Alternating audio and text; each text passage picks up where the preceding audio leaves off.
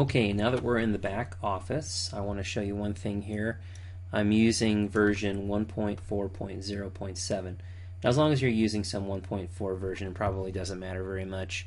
And not too long from now, I would imagine the stable release of 1.4 will be out. But either way, this should work for pretty much any version of 1.4 that I'm aware of. So the first thing that we want to do, and I'm going to sidetrack a little bit here away from GZIP and browser caching, and we're going to get a little bonus tutorial. Let's go to Preferences, and then let's scroll down here.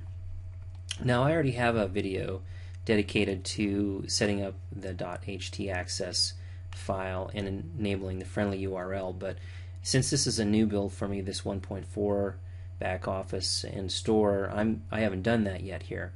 And for those of you who have not enabled your friendly URLs yet, you should if you're being hosted with an Apache web server, which most people are. So first thing you want to do is just enable your friendly URLs, and you can get a much more detailed explanation of the benefits of friendly URLs in my video that's dedicated to friendly URLs and .htaccess file setup. So please go see that. Okay, so now that we've enabled, we need to save it. Click Save, and then scroll back down and read this. It says, if you turn on this feature, you must generate a .htaccess file.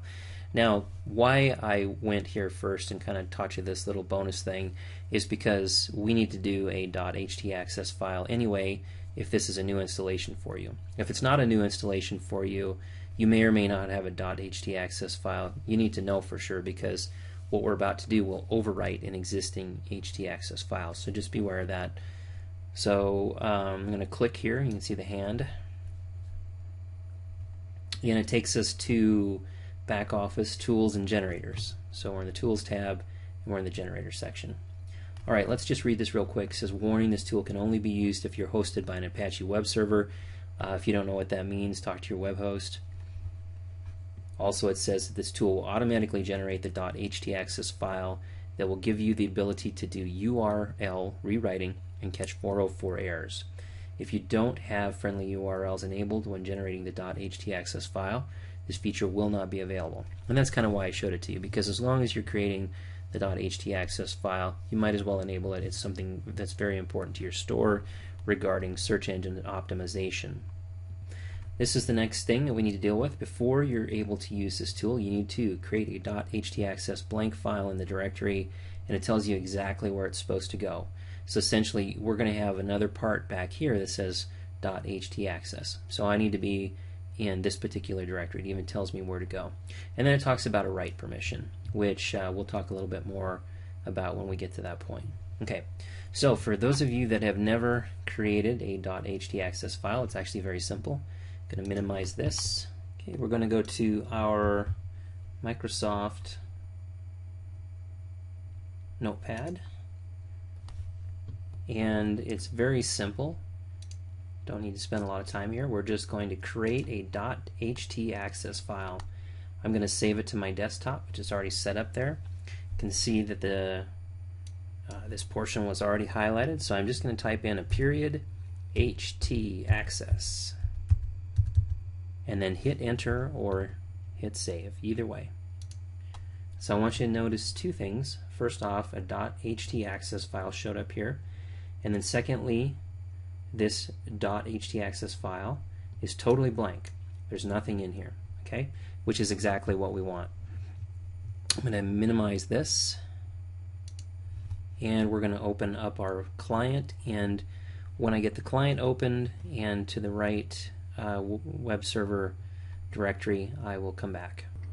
Okay, we've got our FTP client open, and we are in our version 1.4 store, and down below we've got our files and folders that come with the standard download. So if we scroll down, one thing that we need to do now is upload our blank htaccess file, and it's going to wind up coming up somewhere right in between this last file folder and this first file.